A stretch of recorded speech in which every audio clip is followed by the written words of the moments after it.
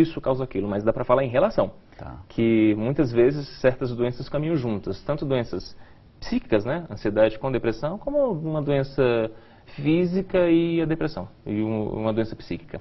É de Guará, a Marli. Ela diz assim: o meu esposo se suicidou por conta de uma depressão. Doutor, o senhor pode imaginar o quanto eu estou sofrendo. Tem uma palavra, por exemplo, que pode me ajudar em relação a essa doença? Olha, é o que todo mundo quer evitar, sabe? O suicídio é o desfecho, é o pior desfecho que pode haver para um caso de depressão. E o que mais dói, assim, tem uma dor na família, uma dor imensa, naqueles que perderam o ente querido, culpa também, mas enfim... E aquela sensação de eu não consegui ajudar. Sim, exato. E a gente já viu, né, recentemente, humoristas se suicidando. Quem não se lembra do caso do Robin Williams, que enforcou-se, uma coisa terrível. Como pode uma pessoa ser tão feliz, demonstrar tanta felicidade? E com todo o esforço de quem está ao redor, muitas vezes esse esforço todo não é suficiente. Pois é, mas a questão é evitável, sabe? O suicídio, toda vez que alguém... Eu já perdi pacientes. Sim. Eu já perdi pacientes que, enfim, pacientes que se suicidaram. É evitável, sabe? O que mais dói é que, muitas vezes, é isso. Não sei se o marido dessa senhora chegou efetivamente a ser tratado, a buscar tratamento. É isso, há uma negligência, não deve ser nada, enfim, são coisas da vida. As pessoas se sentem culpadas porque têm depressão. Entendi. Elas se sentem, não, eu não devia ter isso, meu Deus, é horrível. Como se dependesse dela ter essa doença ou não. Exatamente. Fosse uma escolha dela. Exatamente. Ninguém escolhe ter depressão. Certo? Sem dúvida, exato. Questões e perguntas de telespectadores, estamos ao vivo, você ainda pode participar, 0 operadora 11 2202 8432, mais fácil que isso, impossível, para respondermos às suas questões, suas dúvidas e ouvirmos os seus comentários. O telefone é esse e o redevida.com.br/tribuna também está aberta a nossa caixa de entrada para você enviar a sua mensagem. A Fabiola mora em Natal. Doutor, você falou agora há pouco sobre a necessidade de algumas vezes ter que se tomar o remédio por toda a vida. A pergunta da Fabiola lá de Natal é se ela fala que ela tem depressão, ela toma 2 remédios hoje, mas ela pretende engravidar no próximo ano. E aí ela quer saber se ela deve esperar a conclusão do tratamento medicamentoso e se há restrições de uso dos remédios durante a gravidez e durante o período de amamentação.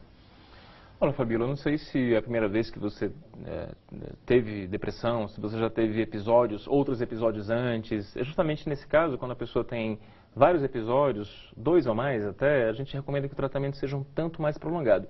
Se for um episódio só, você se trata, você melhora totalmente, é isso. O objetivo do tratamento é a melhora total, a pessoa voltar a ser como ela era antes. E aí você prolonga o tratamento por mais alguns meses, 6 meses, 9 meses, e aí você faz a retirada da medicação. Tá certo? É preciso um tempo de uso da medicação, essa fase de manutenção, que é justamente para garantir que não haja recaídas, para que seja muito mais difícil a pessoa voltar a ter a doença. Se for o primeiro episódio, eu recomendo que sim, eu recomendo que, enfim, programe-se melhor, não deve ser algo muito... se for o primeiro episódio, talvez alguns meses mais ela deve fazer o tratamento. E aí sim, engravida sem que seja necessário tomar medicação, porque também é muito ruim para o bebê. Mulheres depressivas, isso é terrível para o bebê, sabe? Então a gente tem que evitar depressão na gravidez também. De Goiânia, alguém que eu não vou citar o nome, pergunta assim: doutor, a influência do marido sobre o quadro de depressão da esposa? A pessoa tem que apoiar a influência do marido, a influência dos filhos, dos amigos. Eu não sei se ela está dizendo no sentido de que o meu marido está causando a depressão. Exatamente. É aquela coisa da gente achar que, enfim, eu não sei qual é o contexto, tá? Então precisaria que ela fosse ouvida, né? Que um psiquiatra conversasse com ela para saber exatamente do que ela está falando. Mas a verdade é que muitas vezes ela pode não ter o apoio e a gente sabe disso, né? Alguém pode causar, a pergunta aqui está sendo assim, alguém pode causar depressão no outro? Pois é, a gente vê que vários eventos negativos na vida podem levar à depressão. E um evento negativo pode ser um estresse no trabalho, pode ser uma sobrecarga de trabalho, pode ser relações afetivas difíceis. Mas é isso. É preciso sempre haver um componente, digamos assim, genético, né? E um componente ambiental, digamos assim, o que vem de fora e o que está lá dentro daquela pessoa. Porque não são todos os casos de brigas conjugais, não são todos os casos de perda de entes queridos que vão levar uma pessoa a ter depressão. É uma conjugação de fatores externos com fatores internos, genéticos. Vamos a mais questões e perguntas, Paulo. Você falou dessa questão genética, do componente genético. Tem a Maria de Lourdes de Brasília perguntando justamente sobre hereditariedade, mas tem uma pergunta também interessante, doutor, do Matheus. Ele mora em Uberlândia, Minas Gerais. Diz que está ingressando no seminário diocesano em 2015. Ele toma 2 medicamentos, um para ansiedade, outro para depressão. O reitor, nas palavras dele, o reitor mostrou-se muito preocupado e vi que, no fundo, ele não queria que eu entrasse. Aí ele diz pra gente que ele vai ser muito feliz, com certeza, fazendo o que ele gosta. E ele pergunta como ele pode fazer para ajudar o relacionamento dele com o reitor e também com os outros seminaristas. Olha, o reitor não deixa de ser uma pessoa também que está influenciado por estigmas, por preconceitos, não é? Isso é coisa que... Isso não existe, isso é frescura. Há uma entrevista clássica do padre Marcelo Rossi no Fantástico. Isso talvez há 1 ano e meio, não me lembro mais exatamente há quanto tempo ele deu essa entrevista, mas ele disse que, olha, ele assumindo que teve depressão, e fala que antes disso as pessoas chegavam para mim e eu, relatando esses sintomas, eu achava que era frescura. Ele fala isso, né? Então, somos humanos, né? O reitor é um ser humano como todos nós e cheio de... Sujeito também a passar por alguma depressão. Exato. Se, enfim, o seminarista se sente bem, se ele está bem com essas medicações, é como qualquer outra doença. A gente também não precisa achar que depressão é coisa de outro mundo, assim, sabe? Poxa, tem gente que toma remédios por muito tempo, né? Tem gente, eu uso óculos, eu tô aqui com minhas lentes de contato, mas eu uso óculos desde os 9 anos de idade. Enfim, eu tenho que usá-los. Cada um com as cada um suas. com sua cruz, né? Com seu problema. A Andréa Sonego, ela é de Zortea, Santa Catarina. Ela pergunta sobre manchas na pele, se pode ser pelo uso contínuo de medicamento. Olha, vários efeitos colaterais. Se você abrir uma bula de um antidepressivo, você não toma medicação. Se você se dispuser a ler a bula dos antidepressivos, não quer dizer que você vai ter todos aqueles sintomas, não é? Obviamente, manchas na pele não são efeitos comuns, não se espera. A gente espera que a pessoa possa ter aumento do peso ou redução do apetite, dor de cabeça, mal-estar, principalmente no início do tratamento. O início do tratamento é mais frequente que as pessoas tenham efeitos colaterais, mas algo simples, assim, mal-estar intestinal, dor de cabeça. Assim, se a pessoa se ela faz uma conexão temporal entre o início do tratamento e o aparecimento dessas lesões, aí eu acho que pode ser sim causado pela medicação. Aí se ela interrompe o tratamento por um tempo e vê que faz um teste, vou interromper, vou parar a medicação, e essas lesões desaparecem, toma outro remédio, vai. Eu acho que tenho depressão. Ultimamente estou tendo muitos sonhos e pesadelos. Eu chego até a cair da cama, doutor. E gostaria de saber se isso é normal. Aqui de São Paulo, o Celestino. Não, normal não é. Muitos sonhos e pesadelos, principalmente quando não era o seu caso antes, enfim, não. A pessoa pode ter pesadelos quando tem aquela coisa terrível durante a vida, esse mal-estar pode também se refletir no sono, no pouco sono que a pessoa tem. Ou então no muito sono. Pode ser que também a pessoa com depressão tenha hipersonia. Mas se ele está se referindo especificamente e somente a esses sonhos agitados, pesadelos, não, se isso por si só não indica depressão, né? Talvez ele possa fazer algum exame, uma polissonografia, não é? Talvez ele possa se consultar até com o neurologista, porque se ele não tem nenhum sintoma psíquico, se ele não tem tristeza, desânimo, falta de prazer na vida, nas coisas do dia a dia, não, provavelmente ele não tem depressão. Mais questões e perguntas, vamos lá. O programa chegando na reta final, mas ainda dá tempo de você mandar. Se você mandar, eu prometo que eu leio redvida.com.br/tribuna, ou você liga no 2202-8432, o DDD 11. Nina Ferrarese mora em Jacobina, na Bahia, perguntando se, como ocorre com a esquizofrenia, a pessoa que tem depressão também pode ficar fora da realidade. Enfim, há casos, digamos assim, de depressão bem grave, depressão grave, que sintomas psicóticos podem ocorrer. Me explico. Sintomas psicóticos são aqueles que são delírios e alucinações. Isso ocorre na esquizofrenia, né? Só que na esquizofrenia o delírio é geralmente em relação a estão me perseguindo, a polícia quer me pegar, os bandidos estão atrás de mim.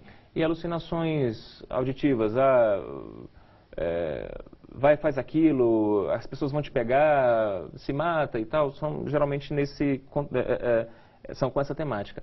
No caso da depressão, a pessoa pode, enfim, sair de si, digamos assim, entre aspas, quando ela tem sintomas psicóticos. E geralmente sintomas psicóticos têm a ver com o humor depressivo. Então ela vai, digamos assim, ela vai acreditar que tem uma doença terrível, ou que os filhos estão condenados, ou que se ela está hospitalizada, por exemplo, ela nunca mais vai sair do hospital, nunca mais vai ver os entes queridos.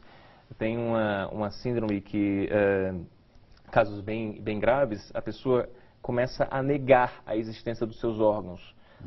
Começa a achar que estão todos podres, é a famosa, pelo menos no meio psiquiátrico, síndrome de Cotard, né? A pessoa chega a acreditar que nunca vai morrer, que aquele sofrimento nunca vai passar. E é basicamente isso que a gente fala, entre aspas, entre estar e de ser. Quando a depressão está tão grave que ela cursa com sintomas psicóticos, isto é, delírios e alucinações. A Margarete de Pirapozinho, interior de São Paulo, está perguntando, doutor, eu não estou suportando muito barulho, som alto, tudo isso está me irritando muito. Tem a ver com depressão? É isso, não é só isso que dá o diagnóstico de depressão, obviamente, mas se dentro de um contexto geral ela está muito mais irritada do que antes, por qualquer coisa. Geralmente as pessoas dizem que, doutor, eu não tenho paciência para nada, até meus filhos me irritam, não é? Enfim, pode ser que até os barulhos também possam irritá-la. É claro, a gente tem que fazer uma avaliação mais completa para se dizer que é depressão mesmo, né? Pode ser sim.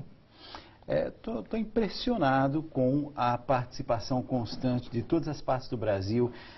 Eu acredito que assim, a facilidade do telefone tem ajudado você, telespectador. 0 operadora 11 2202 8432. Já estamos chegando aos momentos finais do nosso programa. Eu gostaria que você deixasse esse número anotado, porque todas as noites esse número vai estar à sua disposição para que a gente pudesse fazer cada programa com a sua participação. Vamos a mais questões, perguntas, telespectadores. Paulo. José Luiz Pereira, da Alcides, ele mora em Joinville, lá em Santa Catarina, e ele está falando que hoje, quer dizer, que nesse ano, doutor, ele sofreu uma forte crise financeira. Ele diz assim: eu resisti, estou num novo projeto de recuperação, trabalhando bastante. O negócio é que eu não tenho vontade de fazer nada além do trabalho. Isso pode representar um sintoma de depressão? Pode ser uma coisa inicial, não ter vontade de fazer nada, enfim, isso a gente já fica alerta para um diagnóstico de depressão. Claro que, mais uma vez, se a pessoa está rendendo bem no trabalho, se ela consegue fazer aquilo que fazia antes, está conseguindo se recuperar desse problema financeiro, pode ser que seja um quadro inicial. Essa falta de vontade se refira, digamos assim, a outros aspectos sociais. Eu não quero mais sair, não quero mais ver os amigos. Eventualmente, se essa pessoa se o José Luiz não se tratar, talvez atinja até mesmo o trabalho, né? Chega até a ponto de dificultar a realização das atividades habituais no trabalho. Então pode ser depressão, sim. Doutor, eu quero te agradecer.